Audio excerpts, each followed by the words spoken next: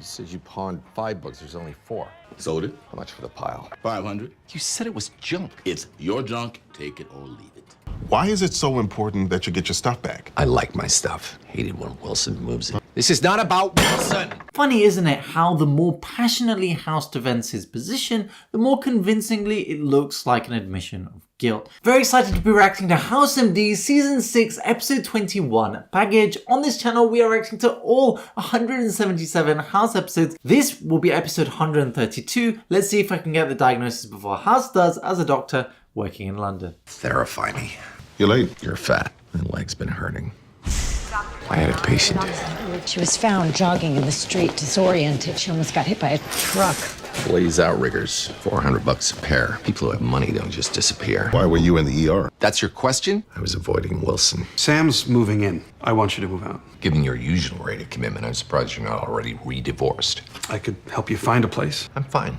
Your best friend is tossing you out, and you're fine. You couldn't foresee Sam coming back into his life.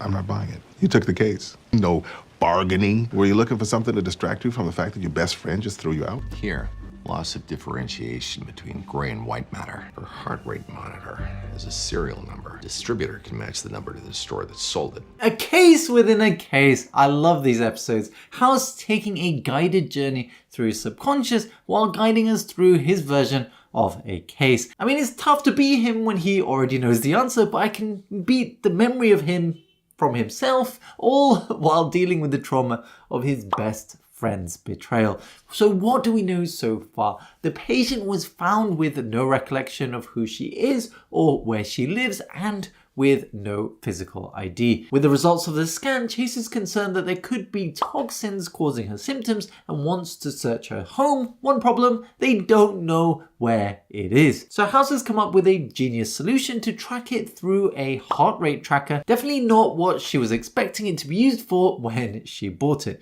Well, what about her symptoms? We have an indication she has what we call global amnesia, which is where remembering your past and forming new memories are difficult. House was saying that he thinks she has an insanely fast metabolism, as well as she keeps asking for food every 15 minutes. Top of the list, there could be an overactive thyroid, but surely they would have checked that. Next includes things like substance misuse like cocaine or amphetamines to crank up the metabolism, and then sedatives, alcohol or hallucinogens for the memory loss. A tox screen would pick that up though. Cushing's could do it as well, where there's an overproduction of cortisol from the adrenal gland or being supplemented. Thiamine deficiency could potentially do it as well. I'd be checking the levels of all of those with the tox screen, but either way, definitely need more clues. Brilliant. Did he really say that? Subtextually. I'll take her. Her situation was interesting. Or were you avoiding going home? Already gone home. House, it's you! Where you been? You know, you shouldn't leave the bathroom window unlocked. Yeah, thanks for the safety lesson. But I found out immigration was looking for me. I do my part, earn my keep. Wait, Coffee table. Where'd you put it? The paint's not cheap, House. You sold my table to pay for paint that I don't want. Get out. When I come back, the walls will be a less exciting color, and you will be gone. Albie didn't leave. I went home to get my car. He was painting the ceiling magenta. Maybe the heart rate monitor was a gift. That's why no one recognized her. Shut up, Albie. What if nothing ever looks familiar? Hey, House, let's get donuts. Dozen glazed, dozen jelly filled. Do you know her name? Shelly. Well, the guy she's with called her that once. He left a business card in our free donut jar. If House gets more Sherlock in this episode, then he needs to change his name to Holmes. The similarity is no accident either, as the character is partially based on our legendary detective. House and Wilson lived at 221B Baker Street, which is the same as Sherlock Holmes and Dr. Watson. Holmes had a cocaine addiction, House Vicodin. Holmes played the violin, House plays the piano and guitar. They're also both brash and rude in how they speak, especially when engrossed in a puzzle. All of that doesn't compare though to the big one. Forget Sherlock inspiring House. Who inspired Sherlock? Well, the creator of Sherlock Holmes, Sir Arthur Conan Doyle, did in fact study medicine at the University of Edinburgh. His lecturer, Joseph Bell, had a particularly striking deductive approach to diagnosis and was a surgeon and lecturer. It's no rumour that inspired Doyle to create the character, as he even wrote to Bell saying, "It is most certainly to you that I owe Sherlock Holmes." So how fitting is it that as medicine medicine once inspired the creation of a master detective, that the detective now inspires a master diagnostician. So cool. Our patient won't be cooling off until she gets her memory back though, so let's see where this trail of clues leads us. Also incredible to see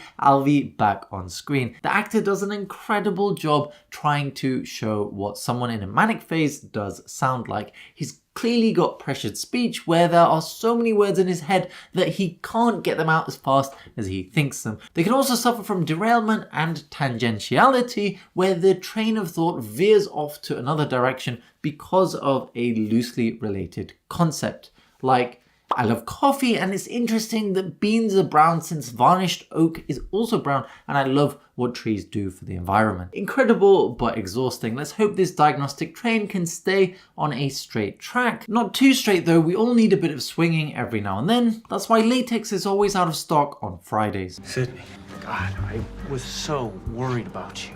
The police said it was too soon to do anything, so I started calling hospitals on my own. Why wasn't Princeton Plainsboro on your list? It's a long way to run, even for her. You're a lawyer. Running's the way you deal with it. That moment, she was more comfortable with me than with her husband. So we're really married? You know, she just won a settlement for some families whose housing development was built on an old methane field. All right. My foot suddenly went numb. Her pants are wet. Urinary incontinence. She's having complex partial seizures. This is the second diagnosis you've come up with that has a personal resonance for you. Why do you see your past as such a threat? I was trying to get it back. You said you pawned 5 books. There's only 4. Sold it. How much for the pile? 500. You said it was junk. It's your junk. Take it or leave it.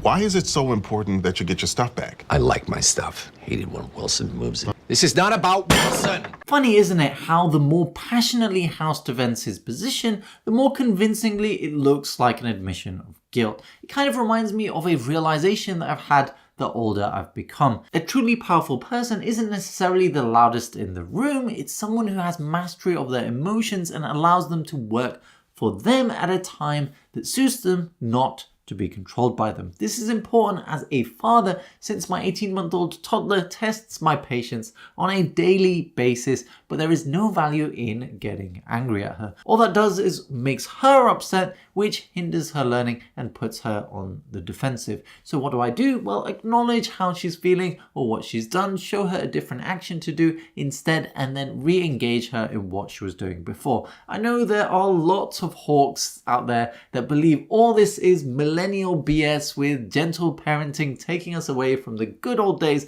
but there is an entire body of evidence showing that command and control type parenting or even leadership styles with adults are quite simply ineffective. They make for hostile homes, hostile work environments, and as soon as the leader is gone, the intended behavior changes. So House losing his cool here is definitely a rare moment of his rationality leaving the building. Sadly, when we see that happening, it more commonly shows through rage than more desirable feelings like joy and excitement. There's a lot of therapizing to be done here to get it all out in a safe space. Speaking of which, we need to get our patient out of her amnesic state if we're going to have any hope of reviving her life. Does she actually want this life though? She seems so disappointed that she married this husband and left surfing to be able to take up this law career. All of this though while her leg is going numb and she lost control of her bladder. In a young woman, that definitely raises suspicions for MS. On the brain scan, House said that there was loss of grey-white matter differentiation though, which usually means swelling due to lack of blood flow, which doesn't fit with MS.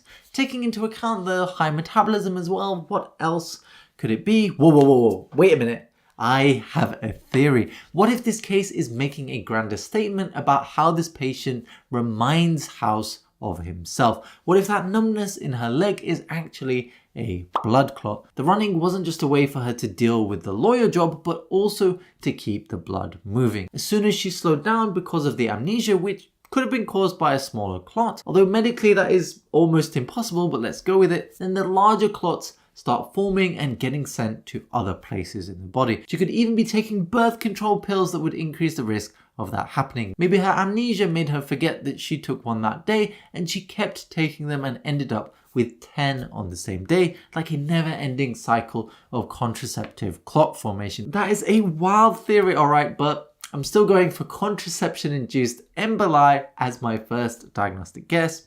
Let's get more clues. Wilson noticed that I didn't come to my office all day. He came to find me. I set up an immigration hearing. No, I'm gonna end up in jail or worse. We've kept the patient up for 12 hours now. No hint of seizure-like activity. What about fun? God, how can we be this boring? Her brother died in a car accident. She decided to make her life mean something. And that's all gone. He talks to her like someone he shares history with. He's a stranger forcing intimacy on her. He almost did lose his wife. I find it fascinating how losing the memory of an eye-opening event completely changed her personality to a more infantile state. Of course, we all want fun and joy, but past a certain point, if that isn't balanced with purpose and fulfillment, then it becomes an empty existence. It's no surprise then that things that are associated with overt instant gratification are generally looked down upon by society, like drugs, video games, smoking, and gambling. That doesn't mean everything is though, like playing team sports can be gratifying, although not always, and provide significant health and social benefits. Our patient won't be having any gratification if we don't figure out what's wrong with her breathing though. Sudden breathlessness like this is commonly caused by a pulmonary embolism, anaphylaxis, or a heart attack, but house likes common, like ostriches, like leotards, so what else could this be? Well, in a few recent episodes we've had fluid in the lungs present like this, although that doesn't really match real-world experiences. If it is, then that could indicate a full systems autoimmune condition like rheumatoid arthritis, which could work pretty well here. She's young, female, athletic, having a joint condition that doesn't present in the joints. Oh, that could turn a house into Holmes. Alright, I'm going for rheumatoid arthritis for my second diagnostic guess. Let's get more clues. The breathing problem was caused by fluid overload in the lungs. Diabetes insipidus. It ends with the diagnosis of spongiform encephalitis. I convinced the team to cut out part of this woman's brain. You want me to believe that this case means nothing? Why should I listen to it? What's that? Just a bruise, and I fell. I was drunk. It looks like you fell on the tip of someone's boot. You got drunk enough to get into a bar fight and not remember, and you've been insisting that everything's fine? What have you screwed up? You were in that bar looking for someone to hurt you. Okay, there may be a problem. Maybe I was hasty in asking you to move out. Why don't you stay with me and Sam for a little while? If you're gonna be an ass, be an ass. Cuddy played on his guilt. She's a Barracuda attorney house. These are the kind of patients we like to keep happy. You know what House is like. He's self-destructive. Without constant supervision, he's gonna slide back into drugs. How do you know it didn't happen like this? The house doesn't need to be wrapped in cotton wool. I guess this is really about me. It's just, I feel like a jerk. I need to fix this. Why are you and Wilson friends? I can say whatever I want to him, and he'll never leave. He's putting Sam first. After the divorce, he'll probably ask me to move in again. Maybe this isn't about Wilson. What else have you been involved in this week? Have you gotten any other people angry at you over anything? Sydney's in no position to make decisions about herself right now. I want the surgery. She's willing to risk losing her memories permanently. Without the surgery, she'll lose everything. With the variability in the heart rate as he's spread into the brainstem. Put in a pacer and start her on chemo and radiation. Cure her by a couple of weeks so she can find out who she is before she dies. Anyone else you pissed off? House's sensitivity training seems to have materialized about as well as the Biden administration's peacekeeping skills. Also, got to love Cuddy's call there talking about how keeping an attorney patient happy is a priority. We have a saying in medicine that goes something like, the squeaky wheel gets the oil. I have a sad thing to admit that recently I was part of the problem there. A patient came in 13 minutes late for her appointment, and usually we have to rebook if it goes after 10. When she was told about that, she started shouting abuse at the receptionist,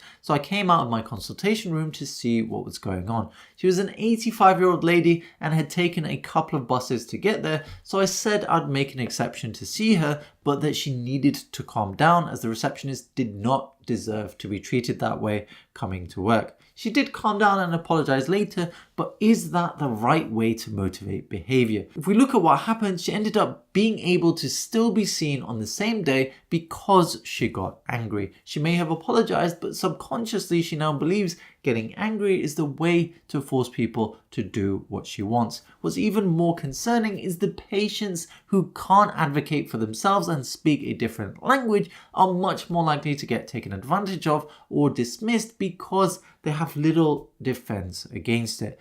I don't know what the ideal system is to close that gap, but this definitely isn't it. What also isn't ideal though is our patient having spongiform encephalopathy. So what is that? Well, it's a rare prion disease which is caused by abnormal proteins in the brain which accumulate and damage different sections. People can get it from eating contaminated neural tissue from cows like bone marrow. House wanted to try and cut out the affected areas, but because he noticed the brainstem was involved, then it's too late for that. I'm surprised though that they haven't done a lumbar puncture or a biopsy yet, as you'd definitely want to confirm before slapping her with chemotherapy drugs. Another reason you'd want to take the samples is to make sure that it's not something that doesn't require a referral to the Grim Reaper before you send her on her way. Either way, I understand why they didn't include it here, as there seems to be so many layers to this episode with the therapist trying to dig up the cause of House's alcohol use. So what else could this be? Well, she is a runner, and in some cases very low magnesium could imitate spongiform